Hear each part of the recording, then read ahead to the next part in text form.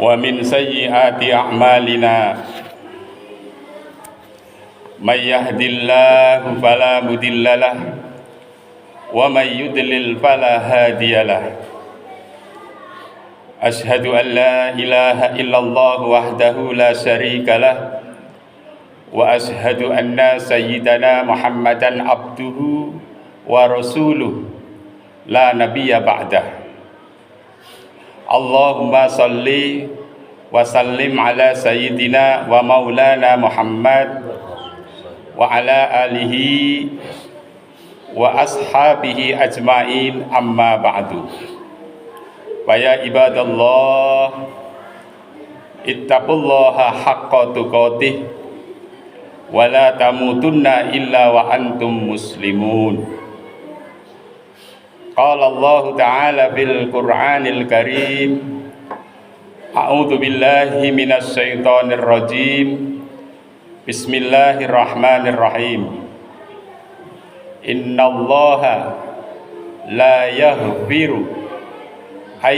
يشرك به ويغفر ما دون ذلك ومن يشرك بالله faqad dhalla dhalalan ba'ida. Hadirin jamaah salat Jumat rahimakumullah. Ayat yang saya baca dalam muqaddimah tadi kutipan dari surat An-Nisa yang artinya sesungguhnya Allah tidak mengampuni dosa syirik dan Allah mengampuni dosa selain syirik. Siapa yang berbuat syirik, dia telah tersesat yang sangat jauh. Hadirin jamaah salat Jumat rahimakumullah. Ayat ini ketika difatwakan mungkin akan sangat menakutkan. Seolah-olah Allah sudah tidak memberi ruang untuk mengampuni dosa-dosa hambanya. Sedangkan Allah adalah innallaha ghafurur rahim. Samudra ampunan Allah lebih luas daripada dosa kesalahan manusia. Dan ayat ini sebenarnya belum selesai, perlu penjabaran, perlu tafsiran. Maka kita selaku umat Islam jangan menafsiri ayat Al-Quran secara letterlek, secara saklek, tapi perlu ada penjabaran yang lebih luas. Penjabarannya apa? Bahwa ayat ini adalah syirik memang dosa besar dan Allah tidak akan mengampuni jika syirik itu dibawa mati dan belum ditaubati. Itu garis besarnya. Lalu bagaimana kalau berbuat syirik tetapi dia taubat? Otomatis Allah mengampuni dan menerima taubat-taubat hambanya. Hadirin jamaah salat Jumat rahimakumullah. Kenapa Allah begitu murka terhadap orang yang berbuat syirik? Syirik itu sebuah perselingkuhan. Syirik itu sebuah pengkhianatan terhadap Allah. Ketika kita sudah ikrar la ilaha illallah, tidak ada Tuhan selain Allah, maka seluruhnya harus kita serahkan kepada Allah. Tidak ada yang lain selain Allah. Kita tidak boleh bergantung kepada selain Allah. Kita tidak boleh bersandar meminta kepada selain Allah. Tidak boleh percaya ada kekuatan selain kekuatan Allah. Karena itu hakikatnya adalah berbuat syirik. Itu syirik, sebuah perselingkuhan. Ibarat seorang rumah tangga, bagaimana kalau salah satunya dia berkhianat terhadap istri atau suaminya, di belakang dia main serong. Coba betapa sakitnya dikhianati selama ini. Begitupun Allah terhadap kita. kalau ada hamba yang berbuat syirik, betapa sakitnya Allah. Maka Allah tidak akan mengampuni dosa syirik kalau dibawa mati. Berbeda dengan dosanya orang kafir. Sebesar apapun dosanya orang kafir, sebesar apapun dosanya orang kafir, ketika dia berikrar sebagai menjadi seorang mu'alaf dan membaca 2 kalimat syahadat, otomatis dosa-dosa sebesar itu akan diampuni oleh Allah Subhanahu wa taala. Coba kita lihat sahabat Umar bin Khattab. Sebelum menjadi seorang mu'alaf, sebelum menjadi sahabat Nabi, beliau adalah seorang penantang Nabi, seorang kafir, dedenggotnya orang kafir. Tetapi begitu masuk Islam di hadapan Rasulullah, sahabat Umar bin Khattab menjadi sahabat yang mulia di hadapan Rasulullah, bahkan menduduki jabatan yang terhormat sebagai Khulafaur Rasyidin. Hadirin jamaah salat Jumat rahimakumullah, itulah sebuah kesyirikan.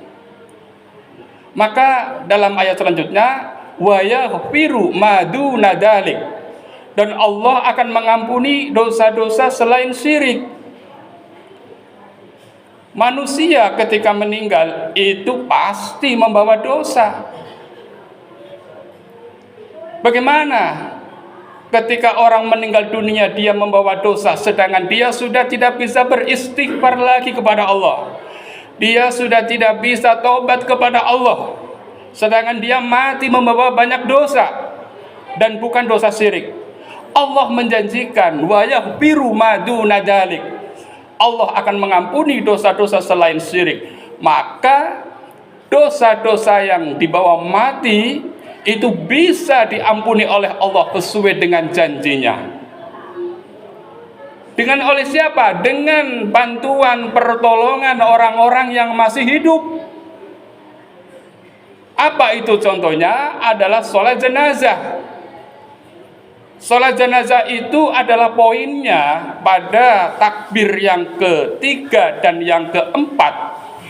Itu adalah bagaimana kita mendoakan, meminta ampunan terhadap mayit. Dalam takbir ketiga, Allahumma ighfir lahu warhamhu wa'afihi wa'fu anhu. Dan dalam takbir keempat, Allahumma la tahrimna ajrohu wa la tabtinna ba'dahu waghfir lana walahu. Itu adalah poinnya doa-doa kita yang masih hidup terhadap mayit. Apa poinnya? Minta ampunan. Ya Allah, berilah ampunan terhadap mayit si fulan ini. Apakah kita masih membantah bahwa doa-doa orang yang masih hidup tidak sampai terhadap orang yang telah meninggal dunia?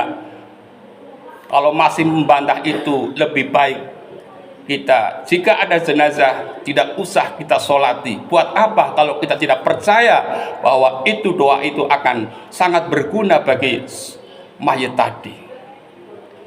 Maka hukum sholat jenazah itu jelas fardu kifayah. Itu fardu, sebuah kewajiban bagi kita umat Islam. Bahkan ketika kita bertakziah, kemudian kita tidak menjumpai sholat jenazah, tahu-tahu jenazah sudah ada di kuburan, kita pun boleh sholat jenazah di atas kuburan. Mungkin karena kita ada hubungan emosional sebagai teman, sahabat, kerabat, dan kecewa tidak ikut sholat jenazah, kita langsung ke kuburan, sholat jenazah di sana. Bahkan dibolehkan, kita dianjurkan untuk sholat ghaib. Apa itu sholat ghaib? Itu sholat jarak jauh untuk orang yang telah meninggal dunia yang kita kenal. Apa sampai pahalanya? Sampai. Apa sampai doanya? Sampai. Itu sudah disyariatkan oleh Rasulullah SAW. Maka tidak ada salahnya Kita mendoakan terhadap orang yang telah meninggal dunia dengan doa apa? Ya Allah, ampunilah dosa-dosanya si mayit ini. Itu doa kita orang yang masih hidup dan sangat berguna bagi orang yang telah meninggal dunia.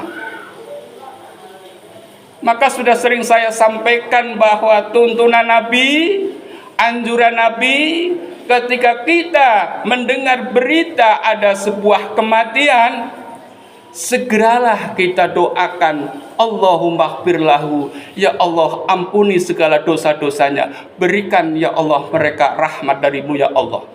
Jangan didoakan semoga husnul khotimah, itu salah.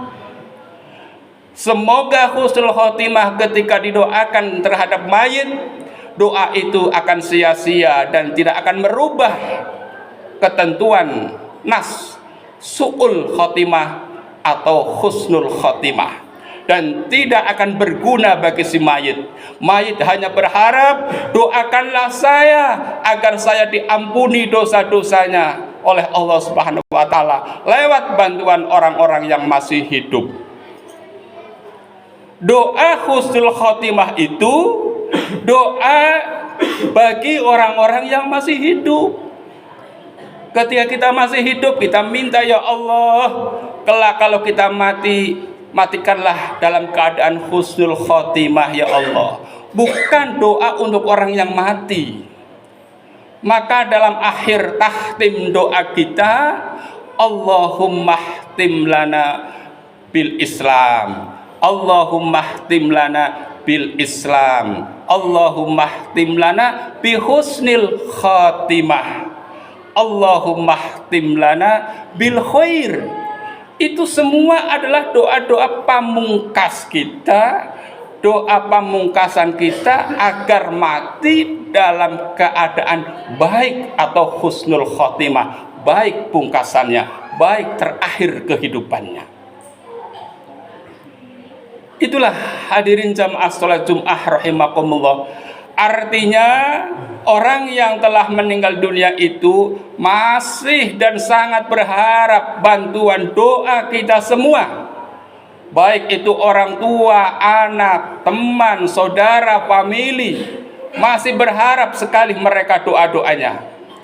Maka doa sabu zakatnya adalah Allahumma ighfir lil muslimin wal muslimat al ahya minhum wal amwat.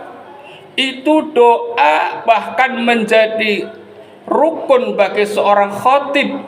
Apa fungsinya? Mendoakan terhadap seluruh orang Islam, seluruh orang mukmin, baik yang masih hidup maupun yang sudah meninggal dunia. Al ahya minhum wal amwat. Hadirin jamaah salat Jumat rahimakumullah, maka melalui momentum khutbah kali ini, mari kita sebagai birrul walidain, berbuat baik seorang anak terhadap orang tua kita, perbanyaklah doa-doa kita terhadap kedua orang tua kita, perbanyaklah minta ampunan untuk kedua orang kita. Mereka sangat berharap dan sangat menunggu doa-doa ampunan kita semua. Jadi hanya itu yang diharap oleh mereka yang telah meninggal dunia.